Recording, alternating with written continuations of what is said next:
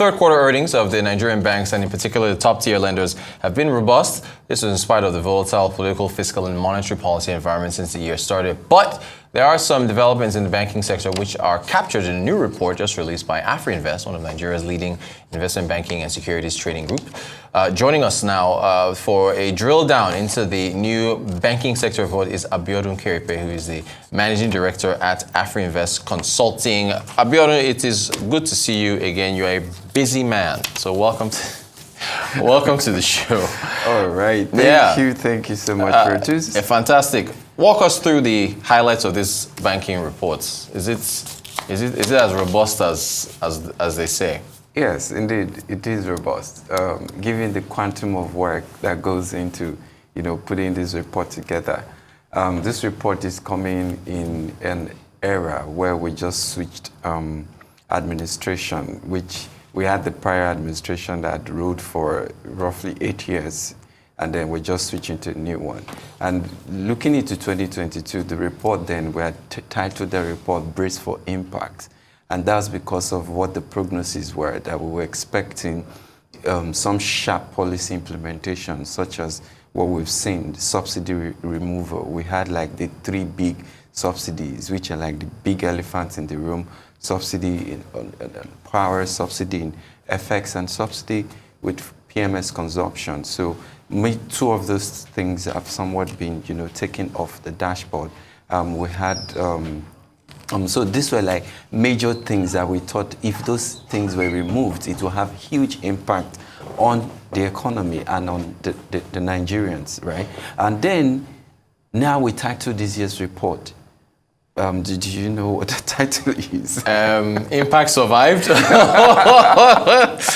No. We titled it Getting Nigeria to Working Again. Hey, Getting Nigeria to Work Again. Optimistic stuff right exactly. there. Exactly. Okay, go ahead, yeah? Yes, and that's because we had thought after an impact, you did think about a period where there will be some sort of lull, and then we need to recoup, and after you recoup, you need to focus on getting to work.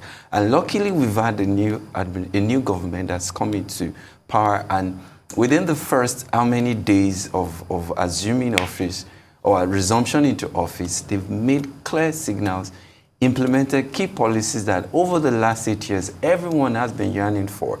And that just sort of signals that is this the time to get Nigeria to work again? And it is amidst this context, we then came up with this year's banking sector report, where we took a bit of a dive into how the bank has evolved over the last era, where we've seen industry gross earnings from an average of about 2.9 trillion, right? Not average, total industry gross earnings from 2.9 trillion in 2014 has significantly grew to about 7.1 trillion in 2022. Now that is quite huge. It's particularly if you look at it in the context of all of the macroeconomic headwinds we had in the last era. We had a period where the CBN was somewhat disconnected from the market. They were implementing very unorthodox policies. There was a massive disconnect between the MPR and market determined rates. FX market was also somewhat broken. And amidst all of that, we still saw a banking sector that thrived to deliver this sort of numbers. If you look at also in terms of quality of the assets, luckily we've had very sharp risk management framework. We had the global standing instruction that also supported recovery of loans, right? So we clearly could see that over this period, NPL in the industry that ranged higher than the prudential guideline by the CBN of 5% has somewhat moderated to 4.8% just as we're entering into this new era. So that clearly tells you that we think this era where there was so much macroeconomic headwind, the banks were still able to thrive. Fantastic. Well, now I want to ask you about challenges. What do you think, looking ahead, the challenges that the banks are going to be facing? Where do you think those challenges are going to come from? All right. So for 2023, for instance, we've seen the unification of the FX, different FX windows. And we've seen how that has significantly impacted the numbers of these banks, right? Clearly, by the H1 2023 numbers, that's the first half 2023 earnings, we clearly could see the massive jump, both in gross earnings, both in terms of profitability, which had major impact, higher than what anyone had expected. Now, going forward, we don't expect a repeat of that. And to that end, or to that extent, we've seen the CBN come up to say, banks, you need to not pay off all of these earnings you're seeing as a result of the unification of FX, pay it out. Let me be funny. Squander it out in the name of dividends. Yeah. There need to be prudency. There is a need for prudency. So clearly, that's some major headwind there, that there cannot be a repeat of this. Now, you have all of what's happening globally also. Again, the interest rate environment is still somewhat unfriendly for businesses generally. You still have businesses struggling with major economic headwinds. And that tells you that banks need to still be as cautious as possible in terms of creating risk asset. So these are some of the challenges that banks have to grapple with. That how do I grow my risk asset in an environment where interest rates appear unfriendly? Businesses are struggling because the ease of doing business is not as easy as it appeared to be. How do I really grow my loan book?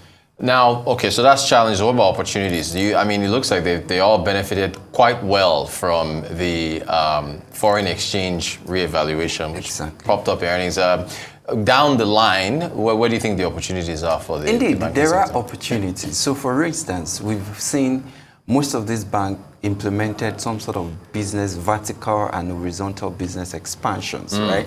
You've seen in brands such as GT.co and a few other brands, they've implemented HoldCo structure or converted their business, adopting the HoldCo structure. That creates new opportunities for some of these institutions where you are now able to diversify your earnings base, diversify your operations into areas where primarily your core banking license may not have allowed you to operate in. So you begin to see them, some of them diversify into fintech related services, payment.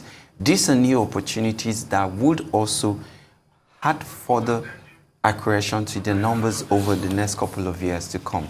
And on top of it, we have a new CBN administration from which we're expecting a much more friendly policy for the banks, yet still very sharp in terms of ensuring acute risk management framework is being implemented or complied with in the industry. Great stuff. Look, I'm eager to dive into this report. It looks you've made it sound really intriguing. Abiodun Keripe, Managing Director at Afrinvest Consulting. Thank you so much for joining us. Really appreciate your time. Thank you for having me, Rotus.